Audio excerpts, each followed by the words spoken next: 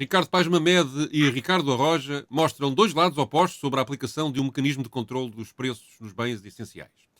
Rui Calafate acha que o chefe de Estado-Maior da Armada, Henrique Gouveia Melo, ataca a sua própria corporação para promover uma candidatura à presidência da República. Ricardo Araújo Pereira denuncia alegadas pressões que terão sido feitas a um colunista do Expresso. E estes são os temas desta edição de Os Comentadores, a que se junta um outro de que quase ninguém fala: a história dos agentes policiais infiltrados nos movimentos de protesto na Catalunha contra a crise económica de 2011. Os Comentadores. Eles analisam, eles debatem, eles opinam, eles influenciam, eles discutem, eles ensinam, eles divertem, eles manipulam. Eles viciam a República. Ora, cá estamos para mais uma edição dos Comentadores, para analisarmos aquilo que na televisão tem sido, na televisão, nas rádios, nos jornais, tem sido dito ao longo da semana. Escolhemos três temas distintos. O No fundo, escolhemos 3 Ricardos e um Gouveia Melo. Exato.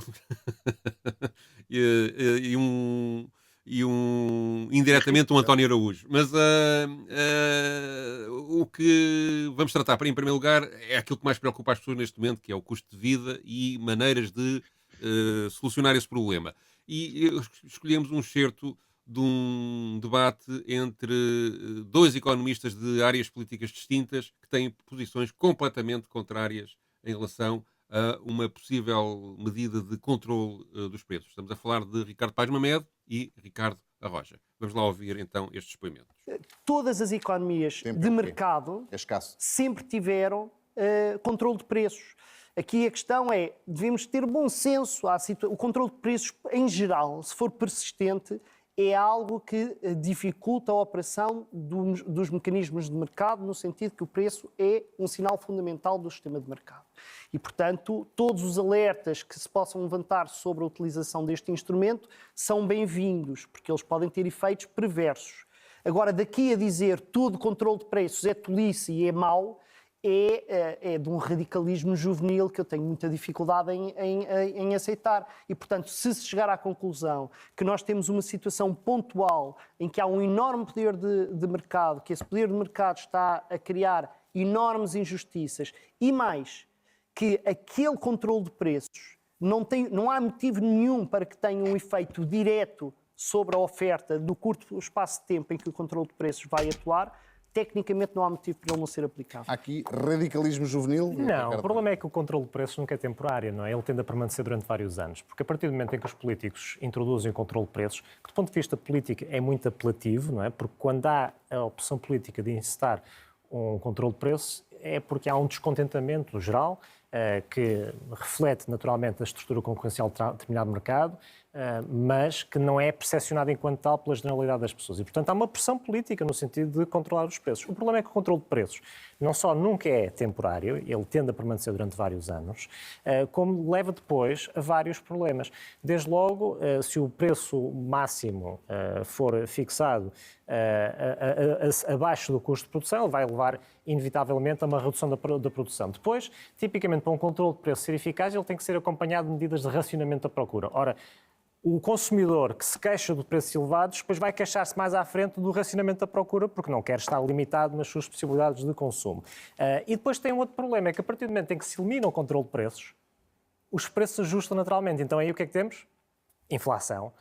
De forma abrupta. É isso que tem sucedido, em geral, quando os controles de preços são implementados por esse mundo fora.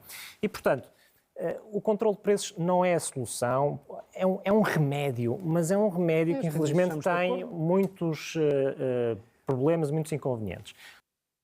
Nuno, tu gostas destas coisas de economia? Então, o controle de preços é bom, é mau? Não se deve fazer? Deve-se fazer moderadamente? Deve-se fazer sempre? Bom, eu acho que há aqui um problema de fundo, é que esta fábula que nós vivemos num mercado igualitário, que se ajusta automaticamente, que tudo entra em equilíbrio, depois há uma mudança e é colocado, é mentira. E nós vemos isso pelo controle de preços da mercadoria muito especial, que é a força de trabalho. Nós atualmente vendemos a nossa força de trabalho abaixo do seu custo de reprodução, isto é, se as pessoas não conseguem pagar a comida e a habitação, estão a vender o seu trabalho abaixo do seu custo. E é esta a realidade que existe, porque existe de um lado um controle de preços que é exercido pelo capital com a ajuda do Estado e, por outro lado, não existe uma capacidade reivindicativa e uma capacidade de igualdade por parte dos trabalhadores. Nós verificamos isso, por exemplo, no mercado da restauração. Os patrões da restauração queixam-se de não conseguirem encontrar trabalhadores para trabalhar na restauração.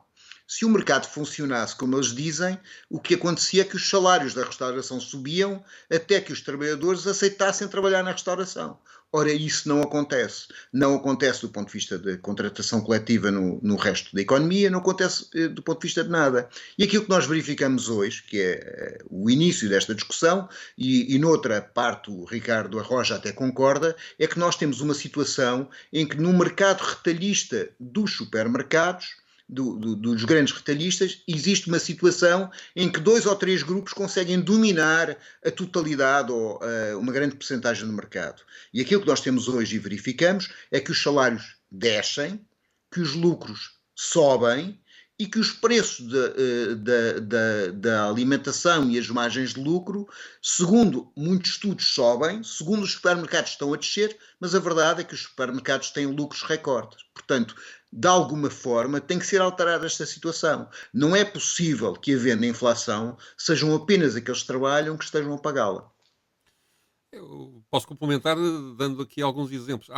Esta coisa do mercado livre é bonita, de facto, mas não funciona na realidade para o preço do salário. O preço do salário é tabelado. Vai à concertação social e diz todos os patrões e os sindicatos, os que assinam esses acordos, acordam, sim senhor, este ano os salários não podem subir acima de X%. Normalmente um X% que é abaixo da inflação real, não é? Mas, quando há crises, congelam-se os salários na função pública, ou nos professores, durante anos e anos e anos, e, entretanto, gasta-se dinheiro a salvar bancos, não é? Portanto, há aqui uma dualidade de critérios e uma fragilidade do mundo do trabalho em relação à capacidade que o capital tem para se subsidiar quando está em crise e para ter lucros quando as coisas correm bem, que de facto é injusta e muito desequilibrada. E, portanto, quando se fala dos equilíbrios naturais do mercado, está-se a esquecer que no mundo, o mundo do trabalho nunca é respeitado esse suposto equilíbrio mais, e não é respeitado até nas suas formas mais básicas. Quer dizer, qualquer empresa privada faz tudo para que os seus trabalhadores não se sindicalizem, inclusive chantagem sobre o seu futuro profissional. Portanto, os trabalhadores sindicalizados poderiam ser um elemento que, de facto, poderia pôr o mercado a funcionar de forma que, quando um setor conseguia um determinado aumento, os outros setores acompanhassem e, portanto, havia uma regulação natural que o capital aí não interessa participar e não recusa participar e insiste em que tudo seja regulamentado. Portanto, está aqui, de facto, um desequilíbrio.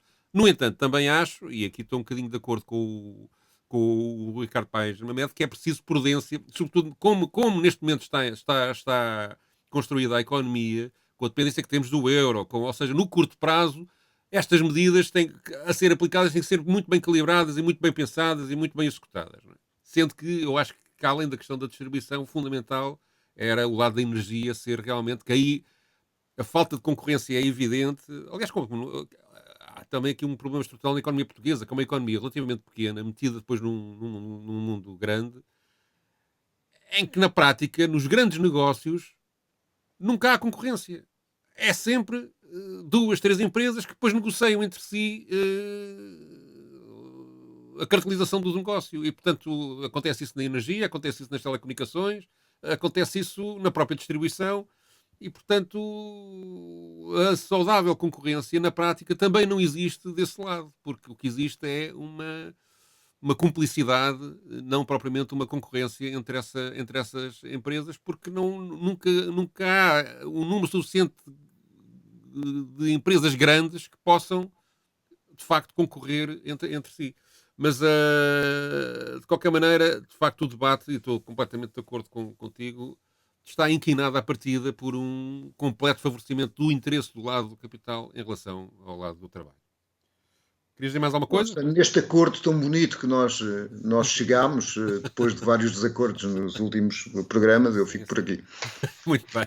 Passemos então A outro assunto, um dos temas da semana foi a recusa de 13 marinheiros da Armada Portuguesa em embarcarem num navio que ia acompanhar o trajeto de um submarino russo, acho que era submarino, não era? Era submarino. Não, acho que era um navio, Um mas, navio russo. para todos os efeitos não fez nada. Portanto...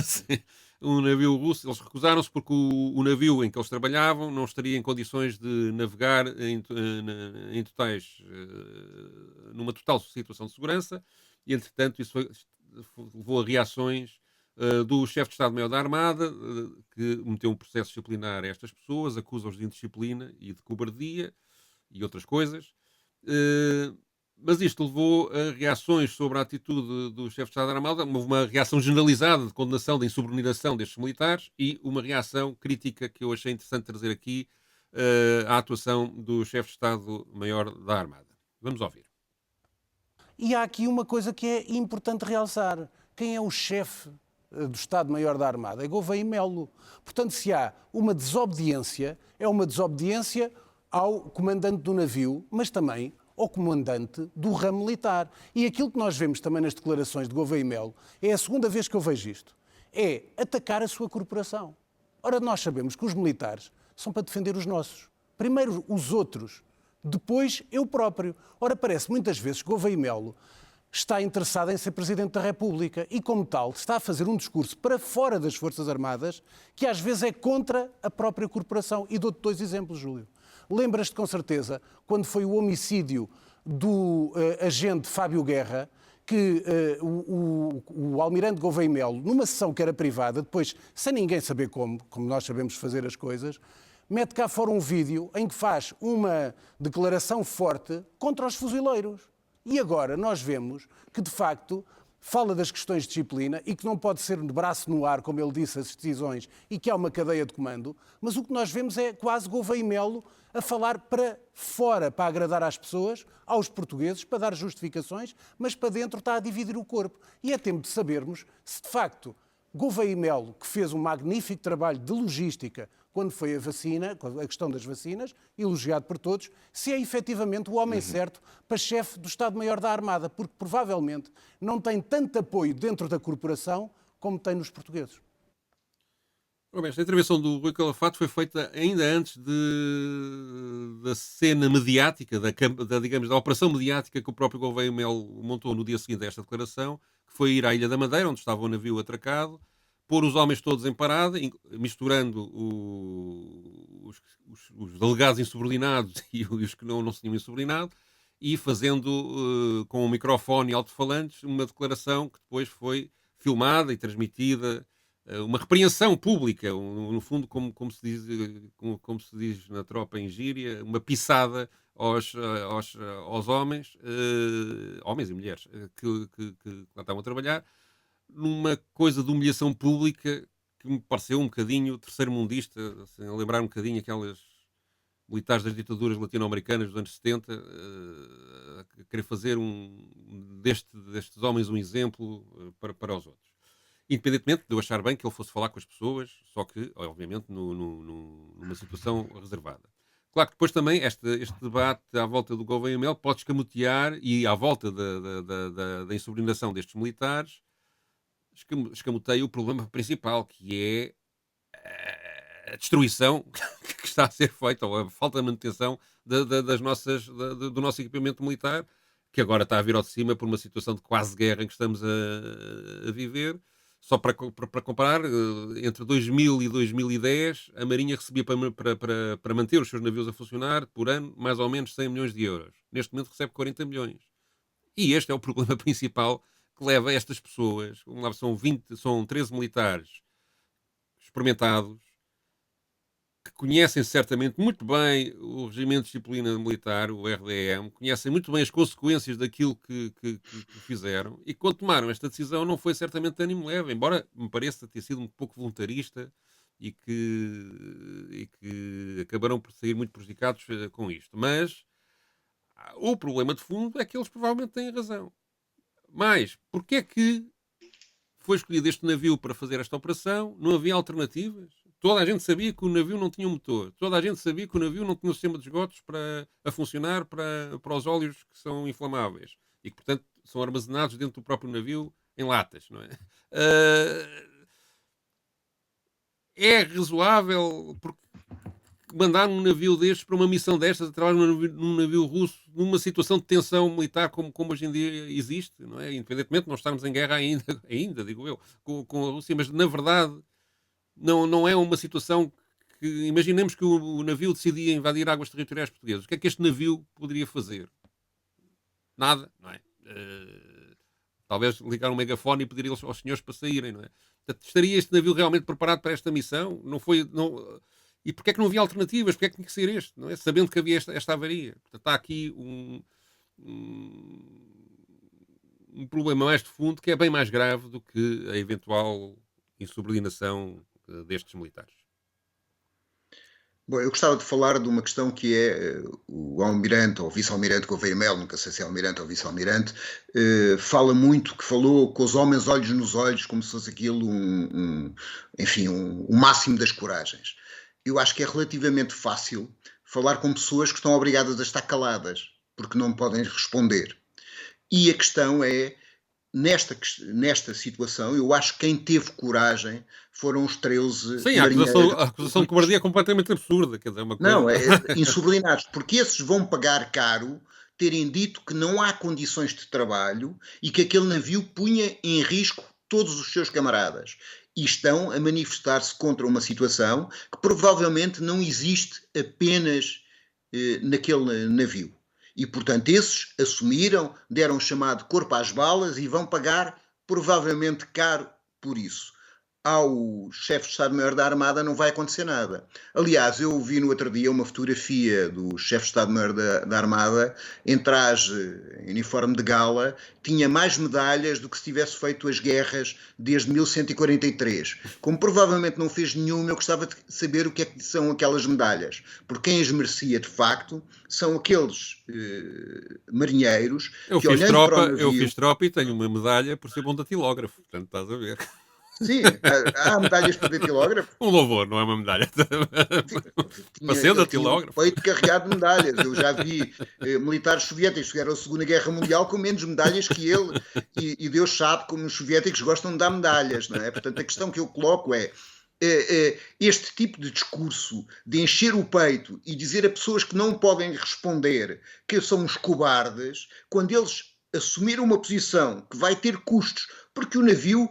não tinha, dos dois motores tinha um com defeito, não tinha gerador, tinha um gerador que não funcionava, outros geradores estavam com problemas, não tinha, como tu disseste, as bombas em relação ao óleo, metia água e o senhor diz que não manda ninguém sem condições, mas ele estava lá dentro, é que não consta que estivesse lá dentro, não é? E a questão é, o que ele tem que defender acima de tudo, não é a capacidade operacional da Armada e a vida dos seus homens, o que significa que não pode aceitar este conjunto de cativações, este conjunto de cortes orçamentais que põem em risco a vida dos marinheiros. E, portanto, temos aqui um show-off contínuo desse senhor, que provavelmente terá outros objetivos, mas que, do meu ponto de vista, sobretudo, não se comportou bem com aqueles que são seus subordinados, porque esses tomaram uma posição que é dura, que lhes vai custar caro, mas que foi em defesa deles e dos outros. Muito bem. Já agora recordo que em 2020, salvo erro, 3 ex-chefes de Estado-Maior das Forças Armadas escreveram ao Presidente da República a dizer que o equipamento das Forças Armadas estava de tal maneira depauperado e a falta de efetivos era já tão grande que a nossa capacidade operacional estava seriamente comprometida. E lembro-me também de que li uma notícia aqui há pouco tempo que entre 2020 e 2022 30% dos efetivos das Forças Armadas saíram. Portanto, há aqui, de facto, uma degradação, que é isto que se tem de tratar, não é propriamente de andar a promover a imagem de um militar. Bom, passemos a outro assunto, desta vez para um caso sobre alegadas pressões sobre um cronista no jornal Expresso, levantado por Ricardo Araújo Pereira. Todos. Portanto, António Araújo era colunista do Jornal Expresso. E ele escreveu no seu blog um texto crítico de uma reportagem, de uma peça jornalística do Expresso. E depois deixou de ser colunista do Expresso. Isto até aqui são factos. Isto é o que nós sabemos de ciência certa. A partir daqui, eu não sou íntimo de nenhuma destas pessoas e, portanto, o que acontece são apenas... É o que nós temos ouvido dizer. E, portanto, o que terá acontecido depois, a partir daqui são terás. O António Araújo terá sido convidado pelo Expresso a retratar-se do artigo que escreveu, não terá querido e terá preferido sair. E eu pensei, olha, aqui está um excelente tema para eu levar ao programa cujo nome é etc. Porque é exatamente aquilo que eu costumo gostar. Eu acho, e continuo a achar, que pressões para que alguém se retrate de uma opinião a existirem são ilegítimas. Como sempre tenho dito isso. E não interessa muito quem é a pessoa em causa, nem quem é que exerce as pressões. Ora bem, só vou contextualizar um bocadinho melhor este assunto para as pessoas que não estão informadas saberem do que é que se trata. O António Araújo é um homem que escreve sobre cultura, foi assessor para a área da cultura do presidente Cavaco Silva, tem dirigido as publicações da Fundação Francisco Manuel dos Santos, escreve lindamente sobre cultura, sobre cinema, sobre livros, tem imenso talento e imenso saber. E tem um blog que se chama Mal ao Mil, onde escreve já há muitos anos, com outra pessoa que é o João Pedro Jorge, e outros colaboradores, mas o blog é muito centrado nele próprio, e aí ele escreveu um texto a criticar aquilo que foi feito no Jornal Expresso pela jornalista Luciana Leide Farb e pelo próprio Expresso, que depois deu destaque a essa peça, que era uma peça onde se confrontavam trabalhos sobre Fernando Pessoa, de um norte-americano que vive em Portugal, que se chama Richard Zenett, e do próprio João Pedro Jorge. Sendo que havia na peça problemas de acusações, insinuações sobre o João Pedro Jorge, que o João Pedro Jorge resolveu defender-se no blog e depois o António Araújo secundou, acusando o Expresso de tentar montar uma campanha contra o João Pedro Jorge. Portanto, o assunto é à volta de Fernando Pessoa, depois tem muitas tecnicidades, há acusações de apropriação de direitos intelectuais, acusações contra o próprio Richard Zenit também, da parte do António Araújo. Portanto, há uma grande polémica cultural à volta deste assunto. Portanto, não é uma polémica ideológica, não é a esquerda-direita, não é partidos contra partidos, é um outro contexto. Não sabemos também a razão, quer dizer, eu neste momento não sei dizer se foi o próprio António Araújo que decidiu sair do Expresso por vontade própria ou se foi convidado a sair. Não tenho essa informação. Não sei se tu sabes mais alguma coisa sobre isso. Sei, ele recebeu um e-mail que ou se retratava ou não continuava. E ele não se retratou. E bem, tem, como é óbvio, mas já agora queria ouvir a tua opinião sobre isto. Eu só tentei enquadrar... eu, em relação àquilo que disse o Ricardo Araújo Pereira, ele coloca esta questão, mas coloca esta questão com base num post do Zé Neves no Facebook, sim. Que achou que aquele post o visava particularmente. Acho que para cá não o Zé Neves visava. colocava que ninguém tinha dito nada. As pessoas que normalmente estão preocupadas a defender a liberdade de expressão não tinham dito nada sobre uma questão objetiva de censura a um comentador do Expresso, um cronista do Expresso, que exerceu, enfim, a sua liberdade de crítica em relação a uma peça de Expresso num blog ao lado. Eu acho que o Ricardo Araújo Pereira, na forma como coloca a questão, está correto, tirando uma coisa, é que não é indiferente quem censura quem. Isto é, se eu te censurar, não estou a impedir-te de fazer um texto, mas disser que o teu texto é mau e que não o deves escrever, o meu poder sobre ti é zero. Se um dos 3 principais grupos de comunicação o faz, o poder sobre as coisas é muito importante.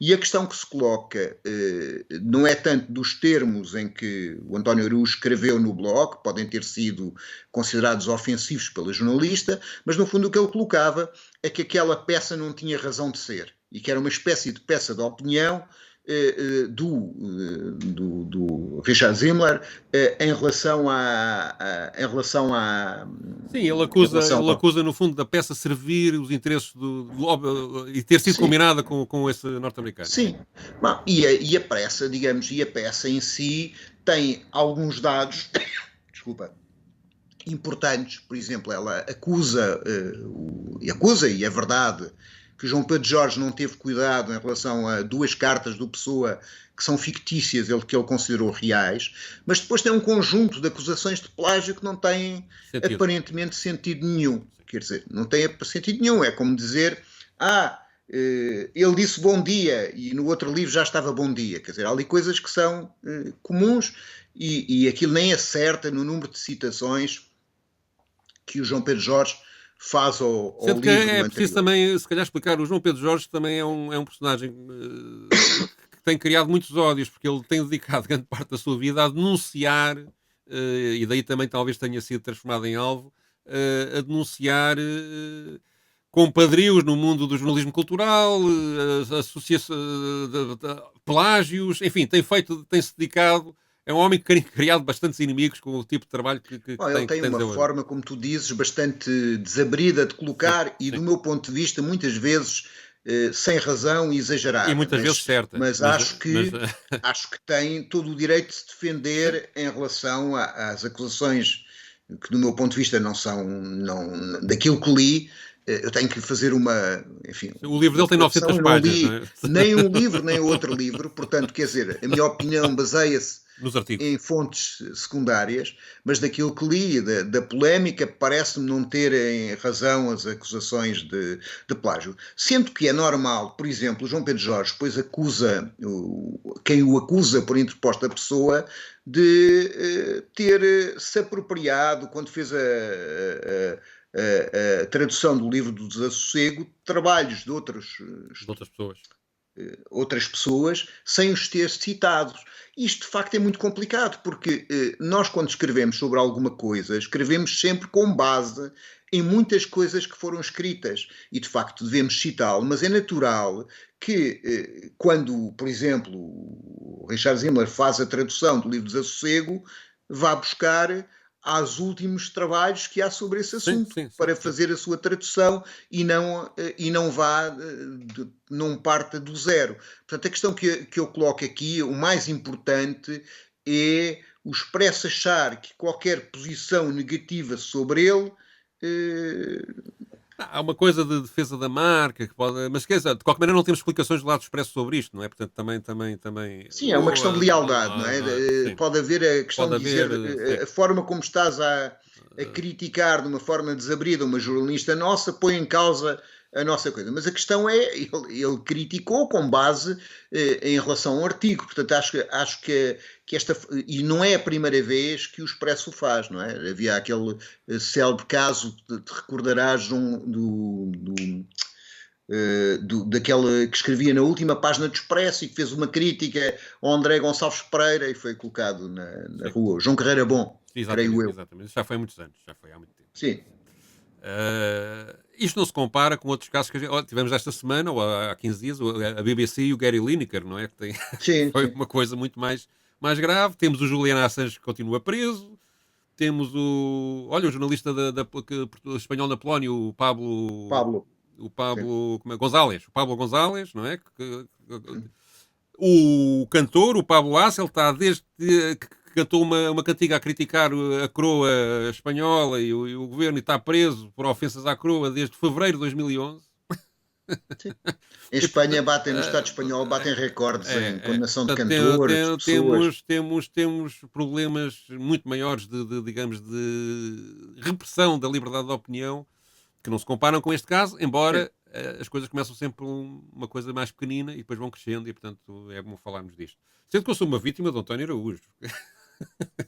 Porque quando começou a guerra, quando a Rússia invadiu a Ucrânia, ele fez um artigo no DN que era a lista, que se chamava uma lista para memória futura, não sei o quê, que era só os nomes das pessoas que tomaram posição crítica em relação... Lá estava eu, com o Jaime Nogueira Pinto, o Miguel Sousa Tavares, estava muito bem acompanhado, e aquilo por acaso, para quem defende a liberdade, tem assim, a liberdade de opinião tem um ar de lista de McCarthy um bocadinho Sim, feio. mas, Enfim, mas eu já lhe como perdoei isso, que dizia ele é o Zé muito... Neves, uma resposta ao Ricardo Araújo Pereira, a certa altura o Ricardo Araújo Pereira dizia que há pessoas que só defendem aqueles que concordam. Sim. E o Zé Neves fazia notar que ele não concordava nunca quase com o António Araújo. Mas Portanto, a questão aqui não está na nisso. concordância com o António Araújo, está na possibilidade dele dizer o que acha. Além que o António Araújo, em compensação, já me deu muitas horas de prazer de leitura, porque de facto é talentoso e é proveitoso ler grande parte dos textos dele. Mas então vamos a outro assunto, que é... qual era o outro assunto? Já nem me lembro. Não, agora é o caso que ninguém fala. O caso que ninguém fala. O caso que ninguém fala. Vamos lá, isto ao caso que ninguém fala. Onde é que está o indicativo? Está aqui.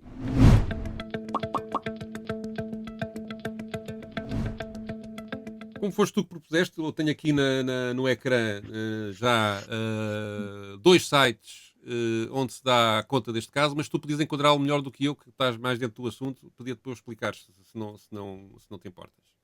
Sim, há um conjunto de casos no Estado espanhol, e não só no Estado espanhol, também existe no Reino Unido e já existiu até em Portugal, de infiltrações de polícias nos movimentos sociais. Há algumas recentes, por exemplo, no movimento ecologista, que tem poucos dias, de uma pessoa que se fazia passar por uma ambientalista que ia treinar em chamados ginásios populares, e neste caso é uma pessoa que se infiltrou no movimento 15M. Já tivemos também em Barcelona casos mais graves. Há um polícia que não só se infiltrou, como namorou e dormiu com várias ativistas e, portanto, quer dizer, e fazia-se passar por uma... Misturou prazer e trabalho. Casos, digamos, bastante mais graves do ponto de vista das suas consequências psicológicas e sociais, mas demonstram uma tentativa fora do quadro legal, embora em Espanha, dada a lei da mordaça, etc., esse quadro legal seja muito, muito extenso, nós já estávamos a falar disso há bocado, mas isto dá no Estado espanhol que houve uma rapariga que contou uma anedota sobre a morte do Carrero Blanco, que era o primeiro-ministro franquista e chefe dos serviços secretos espanhóis e número 2 do Franco nas redes sociais, e foi processada por apologia ao terrorismo e finalmente não foi condenada, mas perdeu a bolsa, etc. Portanto, há ali um caldo cultural em que se permite às polícias infiltrar, deter, provocar, fazer um conjunto de coisas no Estado espanhol. Agora, não se restringe ao Estado espanhol. Eu relembro um caso, durante o tempo das propinas, da guerra contra as propinas no ensino superior, havia um indivíduo do SIS que era vice-presidente da Associação Académica da Faculdade de Direito de Lisboa e que foi denunciado pelo Independente, e eu depois fiz uma reportagem na altura na SIC. E nós vamos ler o relatório de segurança interna português e existem levantamentos feitos a grupos que eles chamam de extremistas anarquistas. Ora, no nosso quadro legal e constitucional, o anarquismo não é crime. Também o fazem no lado da extrema-direita, ou não? Certo, mas a nossa Constituição diz claramente que organizações fascistas são proibidas. A nossa Constituição não diz que organizações anarquistas são proibidas.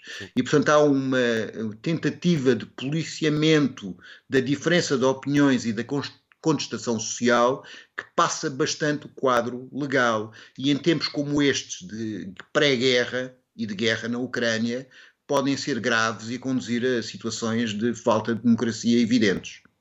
Aqui o que mais me impressionou na leitura destes 2 textos foi de facto que é um trabalho jornalístico em que aparecem pessoas que de viva voz contam o que foi o seu relacionamento com os polícias infiltrados, que eles julgavam que eram camaradas de luta, e que são lutas as lutas que estavam envolvidas eram lutas pelos direitos sociais, ou seja, não eram propriamente lutas tinha a ver muito com a crise financeira de 2011 e de certa forma sensibilizou-me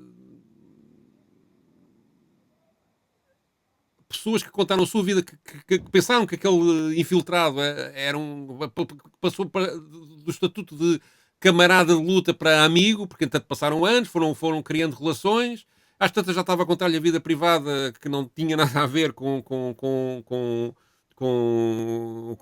a vida política em que estavam envolvidos, contar segredos de família, enfim, todo uma confiança que passou a um nível pessoal tão grande, ao nível da amizade, que depois é traída e aparece depois tudo em relatórios policiais, que é uma coisa brutal. Além depois também do caso das raparigas que se enamoraram pelo outro infiltrado, que pelos vistos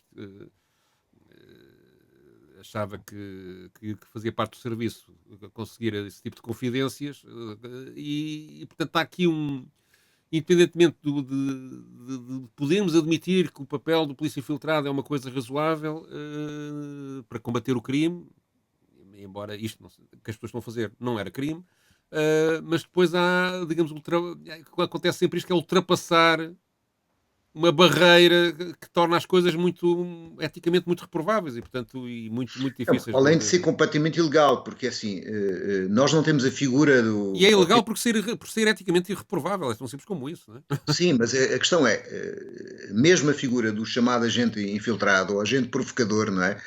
Porque às vezes o limite se ele é infiltrado para descobrir crimes ou é infiltrado para provocar crimes e depois prender pessoas, apenas está justificado em alguns quadros legais relacionados com questões de droga e terrorismo. Não é? Há um relato numa destas reportagens que numa reunião um dos polícias infiltrados propõe uma ação violenta gravíssima que não foi aceito pelas pessoas, ou seja, ele está a tentar provocar a situação, não é? E isso é gravíssimo, não é? É uma coisa completamente descabida.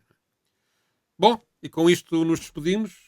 Vamos ver se conseguimos voltar para a semana. Falhámos a última aqui por uma necessidade pessoal, pedimos desculpa, mas estamos aqui firmes e irtos para continuar. Até à próxima, um bom resto de semana. Os comentadores. Eles analisam, eles debatem, eles opinam, eles influenciam, eles discutem, eles ensinam, eles divertem, eles manipulam. Eles viciam a República.